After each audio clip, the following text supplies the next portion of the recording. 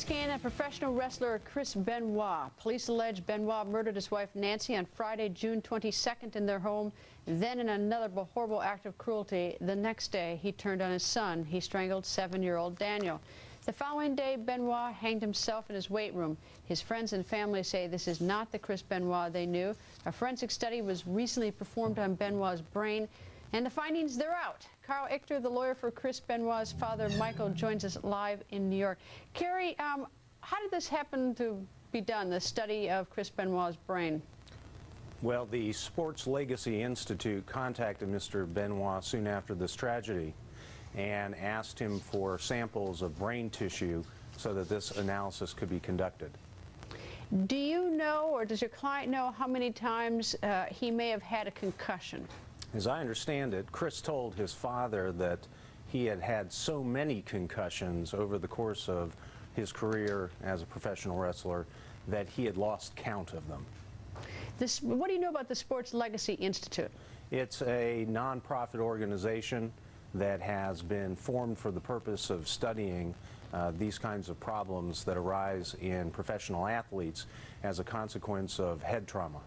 I'm not going to put you on the spot. You're not a doctor, and Dr. Bottom will be joining us soon, but I'm just curious, in layperson's term, what have you been told about the analysis done on Chris Benoit's brain?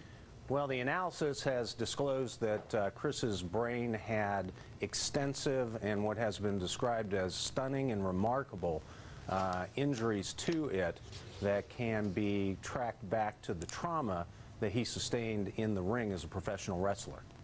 And this would expand what period of time? Obviously, his death was in June, but going back about how far?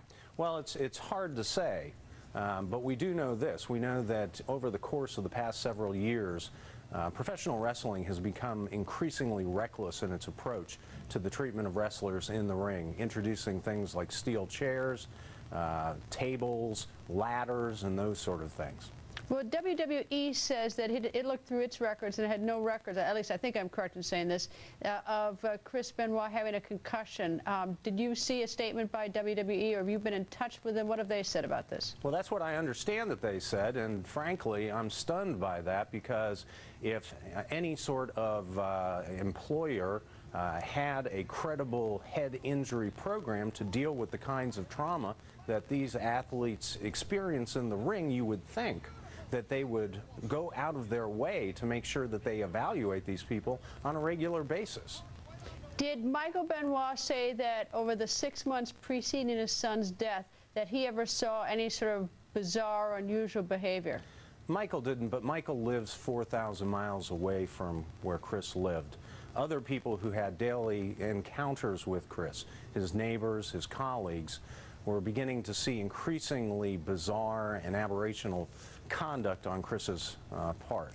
And in what way? How did it manifest itself? Acts of paranoia, hyper-religiosity, his unwillingness to let his family venture outside of the home. Those kinds of things were going on a regular basis. I picked 6 months. Does it go back farther than that? That was just an arbitrary date I picked. Well, I understand in 2005, soon after Eddie Guerrero died, who was Chris's best friend in the ring, Chris began to keep a diary in which he began to express profound depression and views that were just not normal. Carrie, thank you, sir. Thank you. Forensic pathologist Dr. Michael Baden joins us in New York. Dr. Baden, hi, Greta. Hi. What have you looked at, and what have you determined? Well, in reading over the records, first we should thank Benoit's dad for allowing this study, because it can do a lot to understand brain damage in contact sports. We've known this since the 20s in boxing, the punch drunk syndrome. In fact, we have a CAT scans on that right there. On the left is a normal brain, a CAT scan. On the right is a boxer's brain, 29-year-old, who's had many episodes of head trauma. The white areas are damaged and non-functioning areas. And when you get enough of this, the person is obviously punch drunk, forgetful, weak, loopy in appearance. How about homicidal? No, not homicidal, depressed, suicidal perhaps, but what Benoit's brain is described, and what you showed first were the pathological findings, what the brain looked under the microscope in the first films that you showed, shows high magnification, showing a lot of that black material is damaged neurons and damaged brain.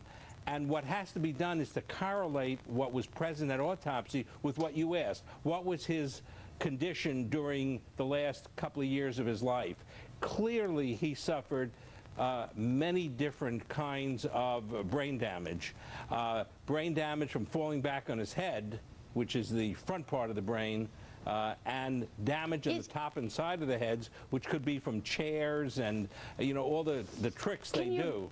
Can you predict or say to a medical certainty, okay, if someone has those type of injuries, someday someone might like wake up and kill his wife and his son, or is that just too spectacular? That's too speculative. You can't say anything like that. No, we have, in the studies that this group has done, 20%, they point out 20% of professional boxers. See, boxing, you intend to cause brain damage. That's what I don't like about boxing as a physician. You want to knock somebody out for 10 seconds. You want to give them brain concussions, and that causes a lot of brain damage. In wrestling, they shouldn't do that, but every time you see a boxer hit on the head with something or falling back and hits his head, he's losing brain cells, and this will be an excellent opportunity to correlate what happened to Benoit with a long history now of how he reacted. Was he getting more paranoid? Was he getting bizarre behavior changes that can be correlated with what you're seeing on the microscopic sections? Dr. Biden, as always, thank you, sir. Thank you.